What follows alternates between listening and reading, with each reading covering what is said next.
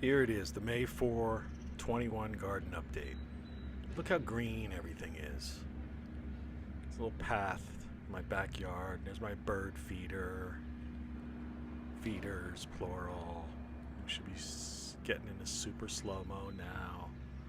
Kind of, maybe not. There we go. Super slow mo.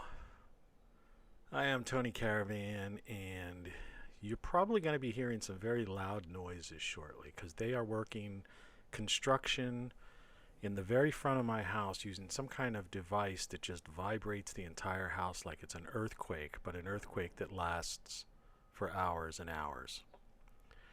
We're coming upon the first raised bed here, and on the left are my potato plants, which I was worried about because there was some frost burn on those from, if you've watched the previous video. But they seem to have come out quite all right, and they'll be doing fine. And here, directly in front of us here on the right, are radishes. And you can see most of the radishes took, but there's some blank spots in there, some things just popping through now. But, I'll either plant more radishes there or a different crop. I still have some potato starts sitting in the garage from a bag of potatoes a friend gave me that just she didn't eat, or they were looking gnarly. And anyway, so I don't know where exactly I'm going to put those, but I think I have I might have as many as a dozen more of those. So I'll find a spot somewhere since potatoes seem to grow fairly well here. And I usually get a fairly good yield. There's the pond. The sun was in and out today, so the solar pump fountain thing doesn't seem to be doing anything. No action there. So, and you can see one of my Mr. Frogs next to that couple there. Sculpture.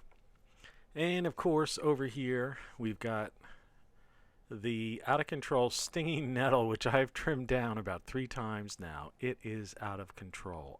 I still haven't made any stinging nettle tea, and I have to look that up today. The health benefits of stinging nettle. I bought the seeds originally 2 years ago because of it's supposedly some amazing, healthy, filled with vitamin type of thing. And of course, there's a kale plant here in the foreground that I guess will, in time, grow bigger.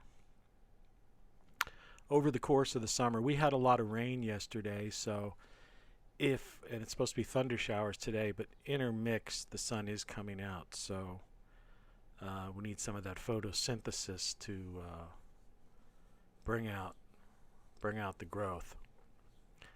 What appears to be blank here, as we talked about in the previous video, are carrots. And they're usually slow coming up. You can see, if you look closely, some green things popping up. And I guess we'll do okay there. In the grand scheme of things. I still have some space where I could put some carrots in the back, where I planted them last year, actually. So I may do that. I usually have 2 carrots in 2 different spots. In fact, I might even put them to the right here, where you see a bunch of weeds on the outside of that box. But, I'll have to consider that. I'll have to buy a few more bags of soil. And this will probably be my main kale harvesting area here. The stalks are left over from last year, but there's 2 fresh plants in there that I'm sure will grow quite well. I've got some healthy soil there, and I've got plenty more to add in, so I'm not worried too much about that. I end up getting more than enough kale. I give kale away, constantly. And as we proceed to the original, this was like my original raised bed here, this little one. It was my first attempt at 4 square gardening. Or I don't know why I keep calling it 4 square. Square gardening. I'm thinking of like some 4 square church or something. I don't know.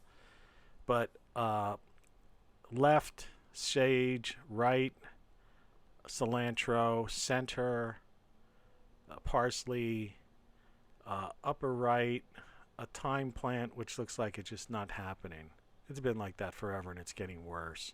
And there was a basil plant up a little bit further to the left. Both of those areas I'm just going to have to seed directly.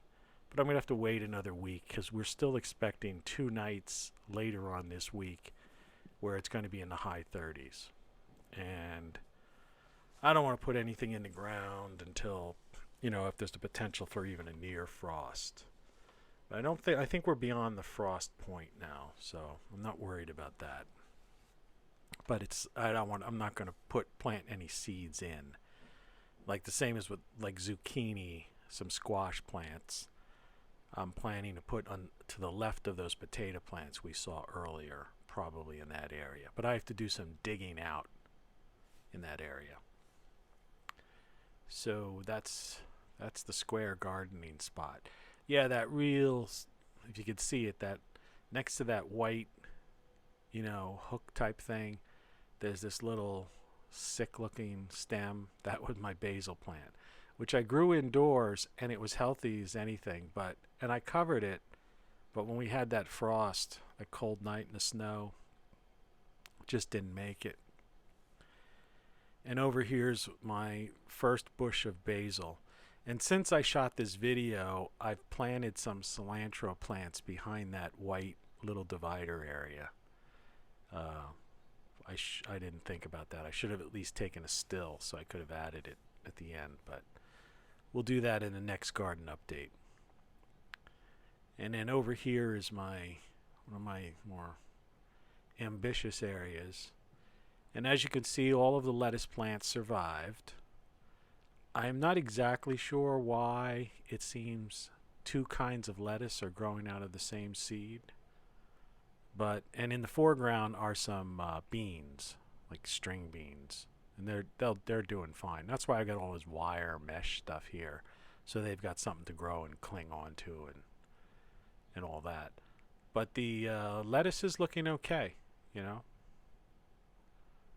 It's it's not exactly ready to pull a leaf off, but when you see the other lettuce plants on the side, they are. I probably could have made a little salad for lunch today. And over to the right here, I'm doing this narration after the fact, obviously. Over to the right, on the other side of this wooden thing, I don't know if I go over here or not. But I'll probably put in some sunflowers and either maybe some carrots, something like that. I'm not sure what I'm going to put over on that other side. But there's just a close-up on the lettuce. See what I mean? How you have those green leaves and then the reddish kind of ragged leaves? It's kind of interesting. I mean, I remember having both of those kinds of things last year. And then over towards the left is where I originally planted some Swiss chard. But it looks like those are potatoes left over from last year that somehow made their way through the surface. And I don't really see any Swiss chard coming up. I mean, there may be the 2 tiny little things there, but I'll probably put some Swiss chard in that darker area underneath this black planter, which I usually try to put, flowers in there, bee attracting flowers. And I have some growing in the mini greenhouse, which are almost ready. But I'm gonna wait till after these 2 days of 39 degrees overnight. I just don't want it to be below 40 with flowers. They're a little more sensitive, I find. And that's my rainwater catchment thing there. Rather crude, but it fills up the water can and I can water and wash my hands right there from fresh rainwater. I think it's about a 30-gallon comes off the roof. It's not drinking water, but it's good to wash your hands, and it's fine for watering the plants. This area here will be my peppers, probably. There's another little lettuce there, a bunch of onion whatevers that have just been in there since last year. I guess they're starting to leave. I don't know. I guess I'll start pulling them out and eating them as chives. They probably should have been separated if they are indeed onions, or maybe they are just chives. I don't know. Either way, they're kind of mature and fairly thick. So within the next couple weeks, I'll probably be pulling some of those out and consuming them. And there's my second bush of oregano. I mean, that's a hell of a lot of oregano, you know? So I'm going to have to start snipping that off. And to the left now, that whole that's a bundle of peas and beans mixed in together. And you can see some more red lettuce, and right here, these other lettuce plants. And a couple of the leaves, well, actually the leaves behind that, stick, which was originally a tomato, support. They're pretty big leaves, so those things might get consumed tomorrow for lunch. And, this area here was my original, this was actually my original garden, this whole area. This is all I had when I first moved to this house. It was just this little area.